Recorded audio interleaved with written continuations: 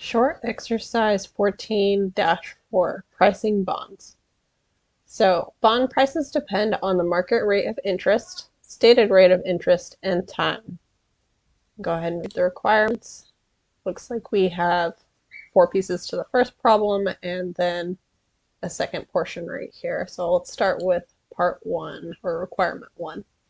So compute the price of the following 7% bonds for Hugo Co.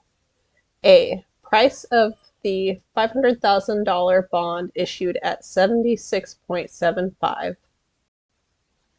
So the 76.75 is the percent of the 500,000.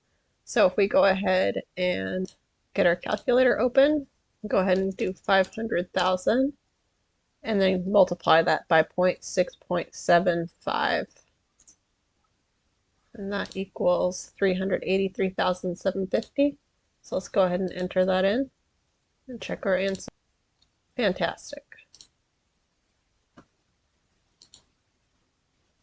So when the bonds mature, they're going to have to pay $500,000, but when they sold the bonds, they only got the 383,750. So why did they not get 100%? Well, probably because these are 7% bonds are paying a lower interest rate than other bonds. For example, maybe other bonds are paying, say, 9%. So who wants to buy a 7% bond when they could just buy other bonds at 9%? So what they have to do is they have to accept a lower price to entice people to buy their lower interest rate bonds.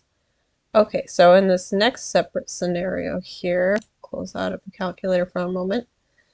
B, the price of the $500,000 bond issued at 104.75. So they're getting more than the par value. So to calculate that, how much they receive, you take the 500,000. Go ahead and get our calculator open again. We take the 500,000 and then multiply it by 1.0475 to get that into the percent right there. And that total is 523,750 and 0.006. That will go ahead and round that up here. And then we can check our answer. Good job.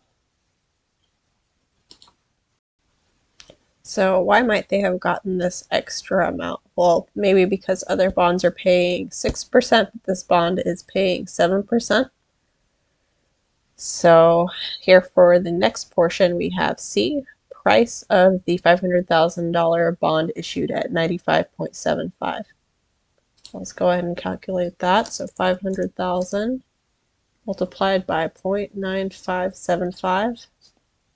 That equals 478,750.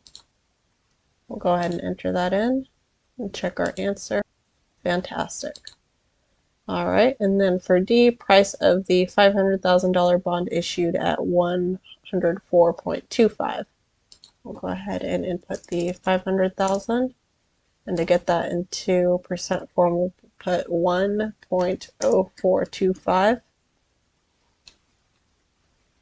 And that equals 521,250.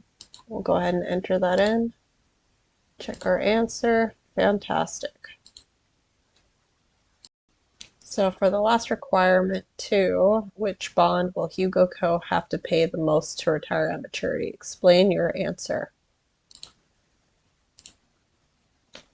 So that's going to be the last one here. Hugo Co. will pay $500,000 at maturity for all 4 of the bonds. The bonds all have the same maturity value. Check our answer.